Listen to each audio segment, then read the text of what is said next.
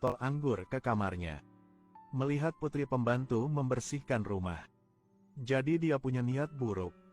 Dorong gadis itu ke sofa. Hendak memperkosa gadis itu. Semi mati-matian berjuang. Akhirnya mengambil sebotol anggur di atas meja dan membantingnya ke Hyuk Min. Selama kekacauan, ingin lari dari sana. Tanpa diduga, ada seorang pria di depan. Dia memandang orang itu seperti sehelai rumput yang menyelamatkan hidupnya. Memohon Sung Min untuk menyelamatkannya. Tidak menyangka keduanya berada di pihak yang sama. Pegang erat-erat dan tunggu Hyuk Min datang menangkapnya. Semi mempertaruhkan nyawanya untuk melarikan diri darinya. Tidak ada cara untuk melarikan diri, jadi dia harus lari ke atas. Hyuk Min tetap mengejarnya di belakang dan tidak melepaskannya. Dia hanya bisa lari ke balkon. Tapi dia tidak punya niat untuk menyerah. Begitu saja, dia terpaksa melompat ke bawah. Pada saat ini, ayahnya datang mencarinya. Begitu dia memasuki pintu, dia mendengar jeritan sengsara putrinya. Mendeteksi ada yang tidak beres. Dia segera berlari ke atas. Bertemu Sung Min di tangga. Setelah beberapa saat berkelahi, Sung Min tidak sengaja mendorong ayah Semi jatuh tangga. Saat mengetahui Paman Jeon sudah tidak bernafas lagi, dia sangat takut hingga duduk di tanah. Sama seperti itu, kedua anak ibu mabuk. Bunuh kedua ayah dan anak yang tidak bersalah ini. Dua orang tidak tahu apa yang harus dilakukan untuk sesaat.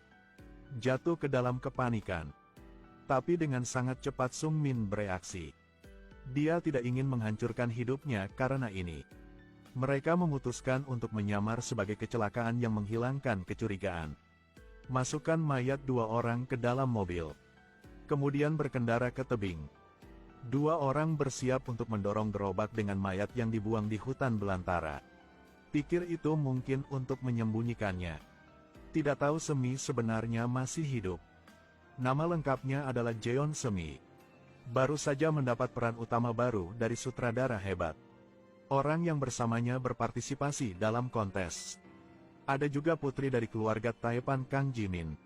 Semi dengan demikian menyinggung Jimin. Karena orang tuanya adalah pembantu di rumah Jimin. Jadi sejak kecil, Jimin membenci Semi. Sejauh ini dalam kontes, dia kalah dari Semi. Pelayan yang dia pandang rendah.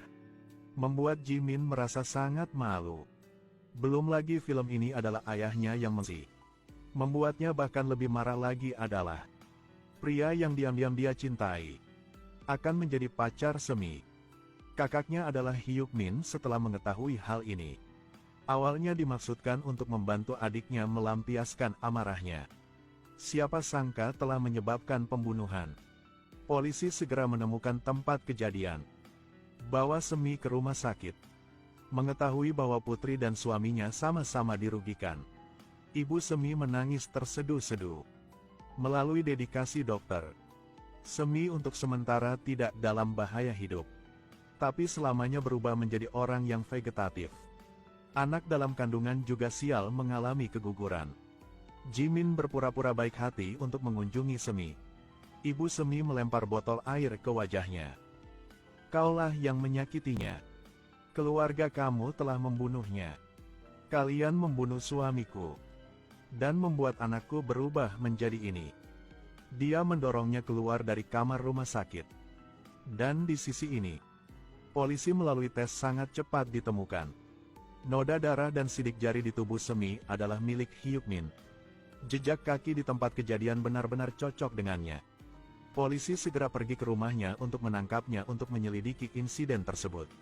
Ayah Taipan itu tahu putranya telah ditangkap. Segera gunakan kekuatannya. Yang pertama adalah menemukan polisi yang bertanggung jawab atas kasus tersebut. Selidiki polisi ini. Di rumahnya ada orang yang memiliki penyakit parah. Butuh uang mendesak. Hasilnya bahkan tidak berpikir dapat tahu. Kekuatan uang akhirnya berhasil menyuap polisi ini. Keesokan harinya, kasus tersebut langsung disimpulkan sebagai insiden yang tidak disengaja dan berakhir dalam sekejap. Hyuk Min juga dibebaskan karena tidak bersalah apapun. Ibu Semi setelah mengetahuinya, lari ke kantor polisi untuk membuat kerusuhan. Tapi polisi menemukan cukup alasan untuk menjelaskan semuanya. Bahkan meminta seseorang untuk menariknya keluar. Ibu Semi terlalu marah. Harus menemukan ketua Kang. Menghalangi jalannya. Adegan ini baru-baru ini dilihat oleh Nikang. Menemukan ada yang tidak beres. Ikuti dua orang itu ke restoran. Tidak sengaja mendengar. Ternyata Pak Kang pernah memperkosa Ibu Semi. Ibu Semi akan muncul di TV. Ungkap rahasia ini tidak ada yang tahu. Tapi bagaimana Nikang bisa membiarkannya melakukannya? Menyewa bawahan. Berikan lawan sejumlah besar uang. Atur kecelakaan acak. Seperti itu saja. Ibu Semi juga meninggal. Setelah itu, siksaan baginya belum berakhir. Ada tamu tak diundang di rumah sakit lagi. Sung Min karena dia ingin memeriksa apakah Semi di ranjang rumah sakit adalah orang yang vegetatif. Memegang jarum dan menusuk pahanya tanpa henti. Hingga dia melihat wajah tanpa ekspresi Semi yang tanpa rasa takut. Dia puas dan pergi. Sebenarnya, dialah yang mengubahnya menjadi orang yang vegetatif. Salah satu rekan konspiratornya Kang Sung Min. Mereka membunuh orang tua Semi secara bergiliran. Bahkan Semi yang merupakan orang yang vegetatif tidak bisa membiarkannya istirahat. Ketua untuk memberantas bencana menyuruh bawahannya adalah Kim untuk berurusan dengan Semi. Sekretaris Kim menatap Semi tanpa bergerak. Dia merasa sayang sekali membunuhnya seperti itu. Jadi dia mengulurkan tangannya hendak memperkosanya. Semi takut dan ketakutan. Tapi dia juga tidak bisa bergerak. Tangan Kim semakin meraba-raba. Tanpa malu dan meraba-raba kakinya. Melihat Semi tidak bergerak, sangat jinak. Dia bahkan memberinya ciuman. Bahkan memberitahunya dengan lantang. Ayahnya didorong menuruni tangga oleh Sung Min dan meninggal. Dan ibunya dibunuh olehnya dengan sengaja menabrakkan mobil. Semi mendengar ini dan sangat menyakitkan. Tetapi putus asa. Saat sekretaris Kim hendak mencekiknya, perawat memeriksa ruangan menyalakan lampu untuk masuk. Dia mengarang cerita bahwa dia adalah kerabat Semi. Cari alasan dan kabur. Semi sangat beruntung lolos darinya.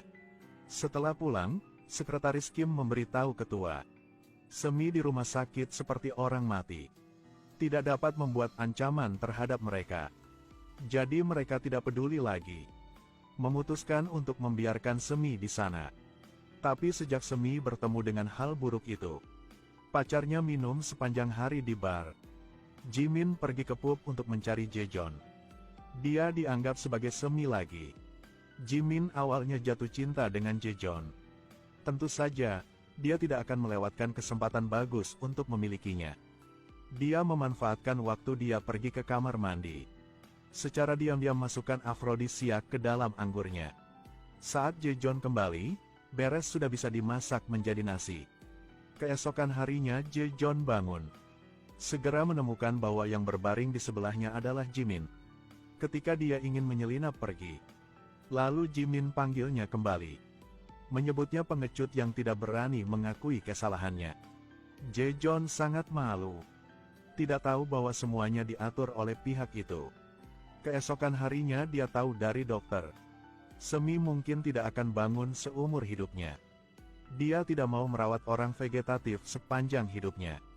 Jadi dia pergi ke rumah sakit untuk mengucapkan selamat tinggal pada Semi. Dia akan menikah dengan Jimin. Karena dia mengandung anaknya. Tidak tahu Semi juga pernah mengandung anaknya. Hanya belum mengatakannya. Langsung menjadi seorang vegetatif. Setelah mengatakan itu, dia meninggalkan kamar rumah sakit dengan hati hancur. Duduk di luar pintu menangis tersedak. Dia memiliki terlalu banyak ketidakberdayaan untuk Semi. Tapi itu tidak bisa dibandingkan dengan gengsi keluarga Jimin. Semi berbaring di ranjang rumah sakit. Juga tanpa sadar meneteskan air mata. Beberapa hari kemudian, ada seorang perawat yang baik hati dan antusias di kamar rumah sakit. Juga perawat ini. Biarkan Semi yang hidup dalam kegelapan melangkah menuju terang. Di bawah perawatannya yang cermat. Setahun kemudian, Seperti melihat keajaiban, Semi telah memulihkan kesadarannya. Saat hendak memanggil dokter, langsung dipanggil kembali olehnya. Karena dia tahu, begitu keluarga Kang tahu dia sudah bangun, pasti tidak akan membiarkannya hidup. Saat ini, cucu Ni, Kim datang. Nam Jon mengunjunginya di kamar rumah sakit. Masalah pertama setelah dia bangun, dia bertanya di mana bayi di perutnya. Nyonya Kim memberitahunya ketika dia mengalami kecelakaan, anaknya sudah meninggal. Mengetahui berita ini, Semi sangat kesakitan. Dia tahu semuanya disebabkan oleh keluarga Kang. Saat ini satu-satunya motivasi baginya untuk hidup, itu adalah balas dendam untuk orang tua dan anaknya. Semi menceritakan semua kisahnya pada Nam Jon. Nam Jon berkata bahwa dia bersedia membantunya. Karena bertahun-tahun yang lalu ayahnya juga dibunuh oleh keluarga Kang. Mereka mulai merencanakan balas dendam mereka. Langkah pertama dari rencana, membuat identitas saat ini hilang. Buat kematian palsu. Malam itu, Nam Jon dan Nona Kim langsung pindah Semi ke tempat lain. Tetapi belum keluar dari rumah sakit, langsung ditemukan oleh polisi yang disuap oleh keluarga Kang. Mereka memanfaatkan kekuatan uang, atur barikade di lorong. Segera Semi dihentikan di tempat. Nam Jon dengan cepat menyamar sebagai pekerja darurat, dan Nona Kim mengaku sebagai kerabat Semi. Melihat Semi selamanya tidak bisa bangun lagi, ingin membawanya pulang rumah. Polisi juga tidak mau bicara terlalu banyak, jadi mereka harus melepaskannya. Melalui penyelidikan, diketahui bahwa Nam Jon mengatakan yang sebenarnya. Dan Sung Min dan Hyuk Min masih gelisah. Keputusan untuk memerintahkan membunuh Semi. Tapi semuanya ada dalam rencana Semi. Pada siang hari Nam Jon juga tahu, ada orang selalu mengamati mereka. Jadi mereka bertindak sesuai rencana. Nam Jon selesai mengatur adegan, lalu bakar ruangan itu. Mulai saat ini, Semi ingin mengucapkan selamat tinggal pada dirinya di masa dulu. Dia dipaksa untuk menjadi orang berdarah dingin yang tak berperasaan. Ketika dua orang Hyuk Min pergi ke tempat itu, lihat ruangan di depan mereka telah menjadi paling terang di desa. Merasa bahwa semuanya adalah pertolongan Tuhan. Tapi mereka tidak tahu, Semi sebenarnya pindah ke rumah Nam Jon. Nam Jon mengingatkan Semi untuk tidak keluar, karena dia berpartisipasi dalam kontes akting sebelumnya. Banyak sekali orang mengenal wajahnya. Tetapi bahkan jika dia tidak keluar, masih dikenali oleh anak tetangga. Sepertinya tidak cukup bersembunyi di dalam rumah. Nam Jon memutuskan untuk membantu Semi membuat paspor palsu. Menyuruh Semi untuk pergi ke kerabatnya di luar negeri. Sebelum pergi, Semi datang untuk menyapa orang tua saya untuk terakhir kalinya. Setelah itu, dia mulai pergi ke luar negeri untuk belajar. Lalu apa yang akan terjadi padanya selanjutnya?